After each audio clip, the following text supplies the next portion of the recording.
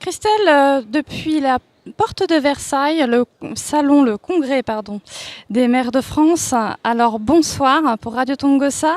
Je vous présente Martine, nous allons parler de mémoire. Oui, alors moi je suis responsable d'un projet qui a commencé en 2009, donc bien avant les célébrations de la mission du centenaire, et qui s'occupe des monuments aux morts de toutes les communes de France au départ, mais qui maintenant est étendu à tous les pays. Donc dans le monde, la Belgique et le monde entier, si l'on peut dire. Voilà. D'accord, donc cette mission, elle est quand même très importante parce que ces monuments, on les voit au quotidien. Est-ce que finalement, il y a beaucoup de questions qui sont posées ? La jeunesse se pose des questions par rapport à ces monuments. Comment vous faites un travail vis-à-vis de mémoire, vis-à-vis de ces monuments ? Alors en fait, nous, on recense tous les monuments communaux dans un premier temps, mais également tous les monuments qui sont dans les cimetières, dans les églises. Et on a constaté avec les élus qui sont passés depuis 2 jours qu'en fait, le monument aux morts réunissait autour de lui beaucoup d'enfants qui avaient travaillé avec leur école, avec leur collège, sur ce monument. Donc sur les noms, sur les inscriptions qu'il y a sur le monument, sur les architectes, les sculpteurs et autres. Et donc, ils ont travaillé avec leurs enseignants sur cette mémoire qui existe dans tous les villages de France. Donc finalement, c'est important que ces vestiges du passé traversent les générations, puissent donner des informations importantes et puissent être partagées de manière intergénérationnelle. Alors bonsoir Christine, vous allez me parler d'un autre projet qui est tout à fait en lien avec le vôtre. Tout à fait, on essaye de faire des projets qui soient en lien et là c'est une application que nous avons constituée pour déambuler en ville. Alors là c'est l'exemple de l'île Roubaix-Tourcoing puisque nous sommes originaires de là, mais ça peut être adapté à toute ville, site et période. Et donc pouvoir se promener, de voir la vie actuelle et par rapport à l'iPhone, grâce à des photos, au travail avec les archivistes, les sites d'art et d'histoire de l'île Roubaix-Tourcoing ou de n'importe quelle autre ville, de pouvoir montrer quelle était la ville de Lille en 1418 ou de Roubaix-Tourcoing. Voilà.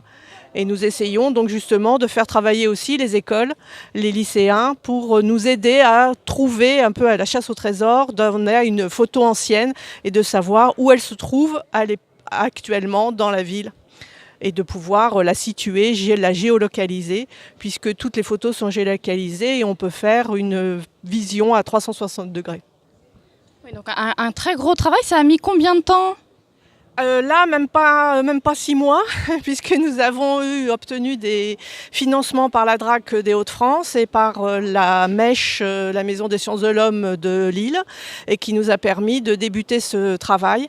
Et nous avons, grâce aux archivistes, alors c'est un travail qui est scientifique, nous avons le soutien de la métropole européenne de Lille, qui nous permet, puisqu'ils ont le monopole du tourisme, de nous associer aux offices de métotourisme et de pouvoir donner aux conférenciers des offices de tourisme un support de travail, puisque au-delà des images, il y a aussi des textes pour en savoir plus, une simple description, une description un peu plus poussée, qui nous permettent de trouver ce qu'était Lille à cette époque. Et en plus, on voudrait développer et pouvoir permettre de voir de l'audio et de pouvoir, au moment de la libération de Lille, en octobre 18, de le célèbre journaliste Albert Londres, qui était présent, de pouvoir lire certains de ces passages et donner de vie en plus à cette application.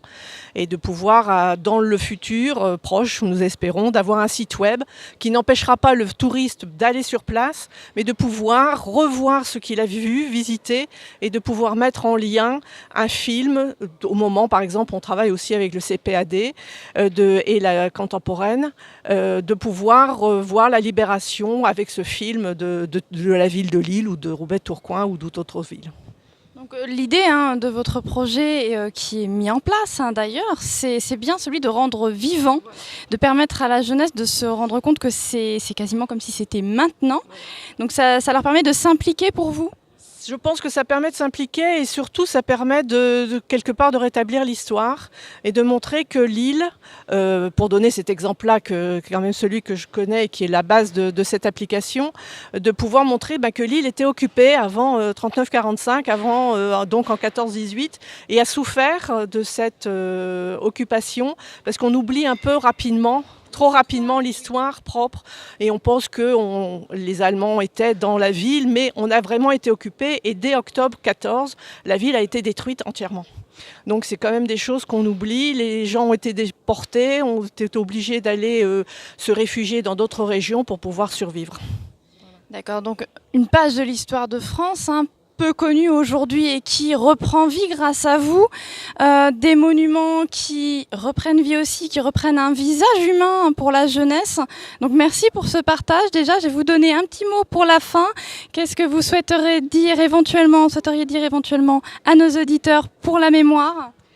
Déjà pour la base Monument aux morts, que tout le monde puisse y participer parce que pour l'instant nous avons 28 000 fiches dans la base, mais il y a à peu près 36 000 communes, donc il y a encore un certain nombre de communes qui n'y sont pas représentées et donc on compte sur tout le monde puisque c'est une base qui est collaborative et donc tout le monde peut déposer des photos et mettre des informations.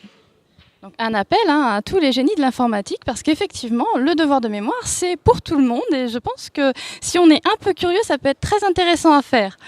Et pour vous ? Que l'application puisse être intéressée d'autres villes et pouvoir donner justement vie à leur ville, alors que ce soit sur cette histoire de 14-18, mais pourquoi pas 39-45 ou voir l'archéologie de n'importe quel site ou de ville et de pouvoir donner encore une continuité dans l'avenir. Une autre dimension à l'histoire de France, permettre à la jeunesse de se réapproprier le destin de leurs ancêtres. Donc devoir de mémoire, congrès des maires de France, finalement une très belle fin d'après-midi sur Paris, porte de Versailles. C'était Christelle pour Radio Tongossa.